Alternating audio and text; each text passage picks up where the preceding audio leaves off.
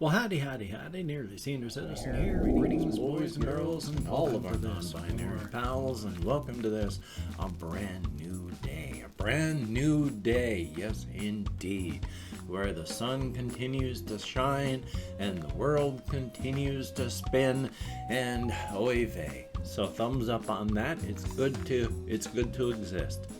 I want to talk more about some things. Hopefully I'll be able to remember. But first, the Shelton, Washington weather report. Last night when I went out walkies, it was a starry night, not that chilly.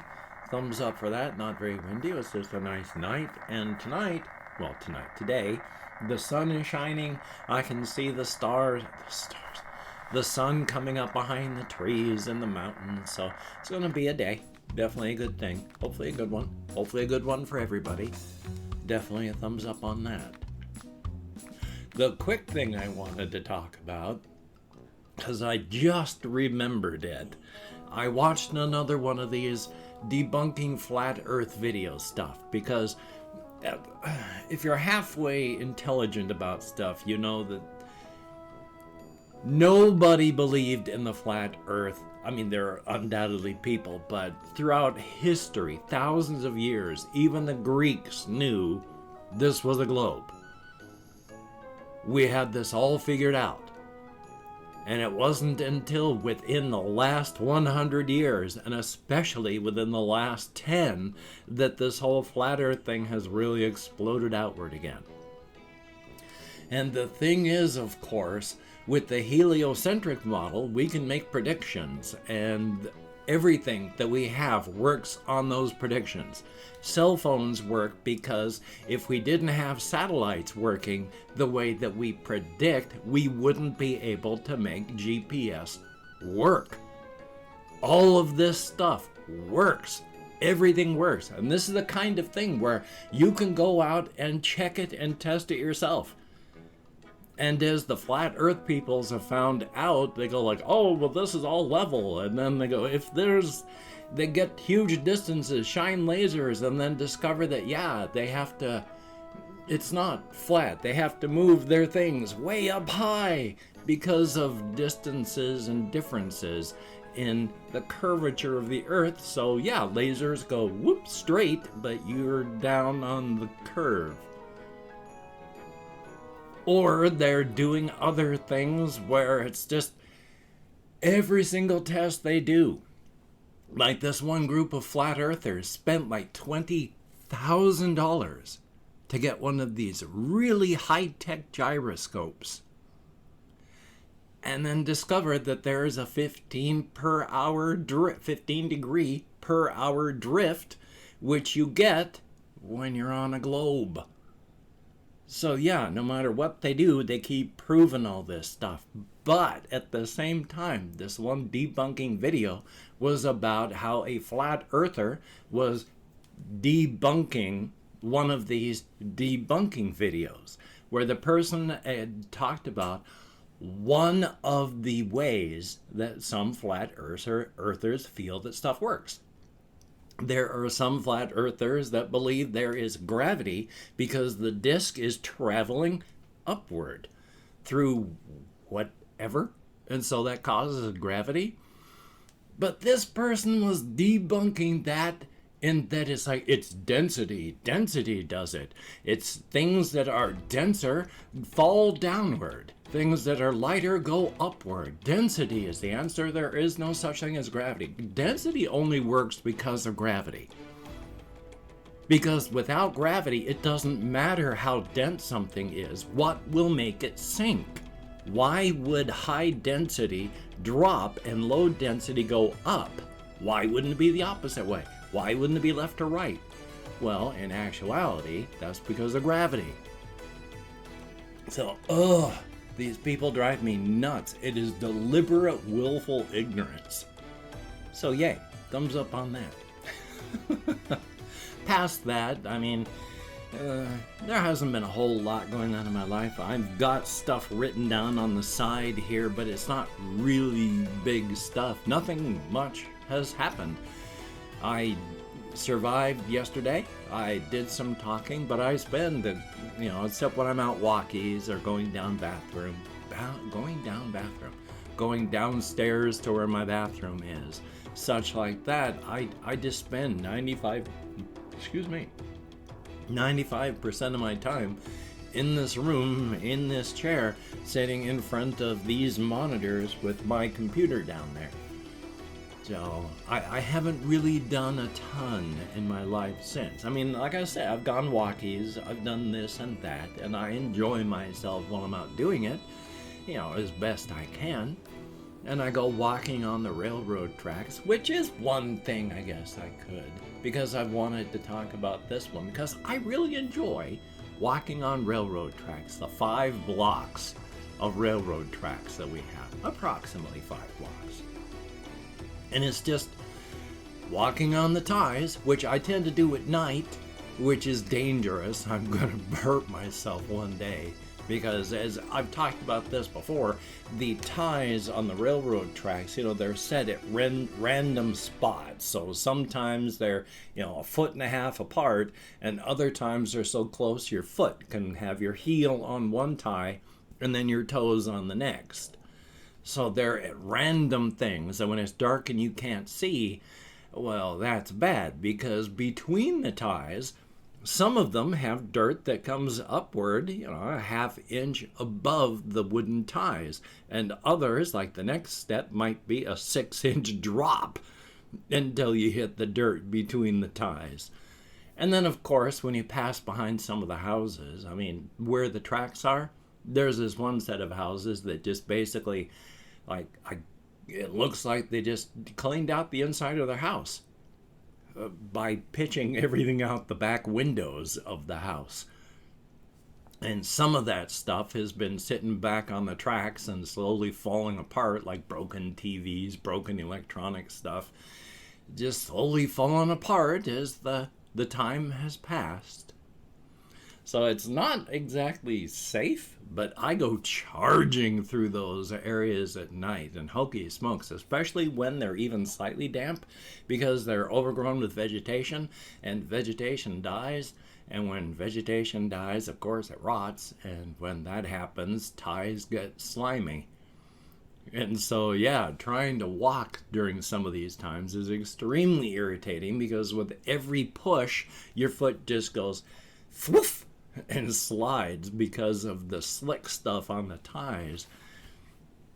So it's fun, it's exciting, and at least for now, though, it reminds me in a pleasant way of childhood. Because when I was a kid, we had, very close to where I lived, railroad tracks, and I used to walk on them all the time. And non-bad memories of that. I remember walking on them with friends. I remember at one point I and my mother walked for huge blocks on them. So just walking on tracks comes up with a lot of good feelings, and so I will make detours just so I can get to those tracks and walk on them, because they remind me of being younger. So yay. And for now, at 58, I'm still in good enough shape that even if I was out in the middle of nowhere, if I fell down, I am very confident that I wouldn't break something right now. I have pretty strong bones. I have taken some nasty falls. I'm sorry, I'm hissing around my dentures.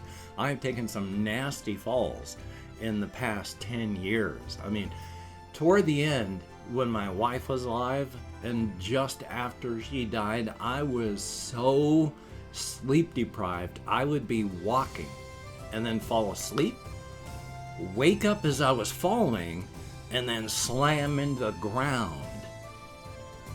So, and I never broke anything, thank God, but also while out walking and taking tumbles, because a couple of years back it was really icy and I took a bad fall. I was going to be coming down on my hip. Ain't nobody needs to fall on their hip. That is a huge thing, and it's easy to do. Our hips are right there. But you come down on that hip, you've just got a bone with a bit of a spike coming out the side. And that spike is what attaches to the joints of your pelvis. It is super easy, especially when you get older. You fall. All the pressure is on that spike. Your leg is here. Your body is coming down hard on that spike. That spike goes snap. And then your hip's broke. And you need to get that hip repaired. You need to get that hip replaced. They need to do surgery. They got to cut you open, take that bone out, take a fake one, and chunk it into the bone of your femur. And then that becomes the new joint. So nobody needs to fall on that. Young people can even break their hips that way. So be careful. That sort of thing I worry about. If I don't fall on my hip, I'm going to be fine. If I do, I mean, that's anybody's guess. And I don't need to break that thing, especially 5-6 blocks out in the middle of, a dark field at night. So thumbs up for that. But for right now, even if I took a bad fall, if I didn't land on the hip, I'm still healthy enough, I'd be good. So thumbs up on that. Holy smokes. Also on the side is just more talk about generalized anxiety. I used to have really heavy-duty anxiety, but I don't know if it's going on with things in my life or if it's just biochemical, but I'm starting to have a lot of generalized anxiety again, leaving me just anxious about things.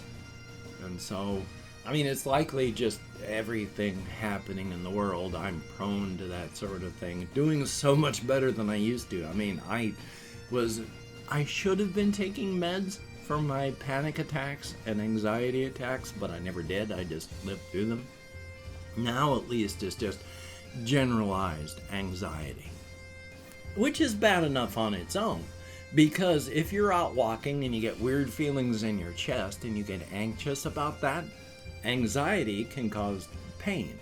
In fact, doctors are talking about now how a lot of people that have never had pain issues before this last year have been seeing doctors and healthcare people because everything is hurting. What's up here affects down here. Your emotions have a direct effect on what pain and such you are feeling. And especially when you get anxious, anxiety can cause chest pain, which of course can cause increased anxiety. Chest pain. Hey, what if something's happening to your heart? Well, since your chest pain's causing anxiety, well, anxiety causes chest pain, which causes anxiety, which causes chest pain, which causes anxiety, which, yeah, you can anxiety yourself into a heart attack. You need to really watch those negative feedback loops, or you can terrify yourself. You gotta break that somehow. I've had periods where I've wondered, am I gonna have to try and find a place and call 911? But it's just been, I just go burp. Oh, much better. And then much better. I'm luckily able to remember these things and work on calming myself down, but all increased generalized anxiety sucks. Thumbs up for that. Plus, of course, that really sort of bugs me because I don't like feeling this way. Plus, I don't know why it does it. When I'm like getting ready to edit my videos and such, even the smallest, most minor thing that goes wrong, I will just have instant anger, which is weird because I'm not an angry person. In fact, I don't like getting angry. I don't like it. And so I work real hard at not ever getting angry. But these little things, I mean, it'll just be like, gosh, that's taking 25 seconds instead of 15 seconds to load. And it's like, wait a minute. I don't understand why these things are happening. Because they're just minor stuff and they just piss me off so bad. Yay? I mean, luckily I'm able to ride through it and then not act on it and then it goes away. But it's just, I don't understand. I'm not an angry person. I don't like being angry. I don't function when I'm angry. So when these tiny things just make me angry, I don't understand. Don't like it. Just thought I'd mention. And I've opened up 24 hours worth of comments, my community tab. I'm going to go through and thank 20 to 25 people around left me a comment. I'm not reading the comments right now. I'm going to read them afterward. Thumbs up each one I do. Answer as many as my executive dysfunction will allow. But for right now, I'm just thanking you for having left a comment. Good, bad, and different. You took the time. You expended the calories. Thank you very much. If I mispronounce a username, no disrespect is intended. I'm an American English speaker, and even though I count an American Sign Language on the fingers of this hand with my depression, fibromyalgia, ADHD, and more, I'm lucky I can remember anything at all sometimes. So we have Meow Rar, thumbs up and thank you.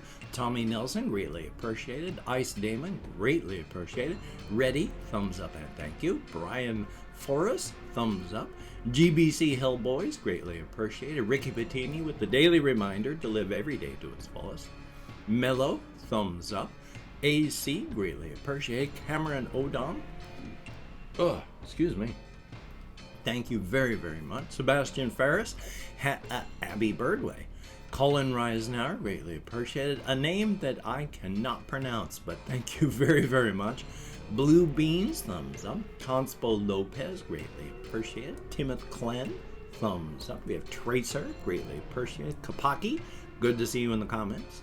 Tony Calivra, greatly appreciated. Kurt Strider, thumbs up. Christopher Thomas, greatly appreciated. Russian Timing, always good to see you in the comments. We have Monkey D. Luffy, thumbs up and thank you. We have Beatrice, greatly appreciated. And last but not least, we have Jonas, 1210. Thumbs up and thank you, each and every one of you. You get me out of my head, into the world, dealing with real people, if only in text. And it is appreciated to no end. A definite thumbs up. If you could check out my various links down below, I have Twitter, Facebook, Patreon.com.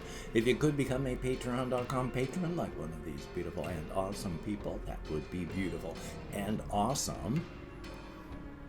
And if you'd like to help me out without sending money through the patronage, I have a PayPal link down below. If you'd like to help me out without sending money, I have an Amazon wish list link as well, with things like hamster bedding, hamster food, cat food, silly things, not silly things. If you could check it out, that'd be very cool. Do not feel obligated. I do not feel entitled. And if you cannot donate, or you simply do not donate, I take all good wishes and I deposit them in the bank of my heart, where I draw interest. Thank you very much.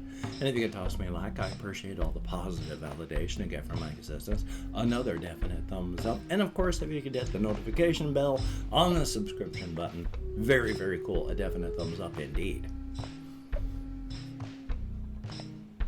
And of course, the horse head of encouragement has nothing but encouragement and love for every single one of us that lives upon the face of this planet. It thinks we are a beautiful, wonderful, and a species with an almost limitless potential.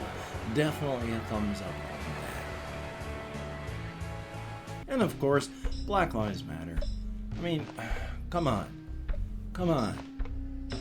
And of course, please try to stay as safe and creative as you can right now during these hard times. Very important. So, if you don't have to go out, please don't go out. If you do, wear a mask, wash your hands, try not to touch your face, maintain your social distancing. Please be safe. Be as safe as you possibly can. The United States has 5% of the world's population. And we have had 20% of the world's cases of this pandemic. That's a bit out of proportion. So please be careful, no matter where you live in this world. So, you take care. Have a great day today. I will see you on the flip side, and that is a very good thing.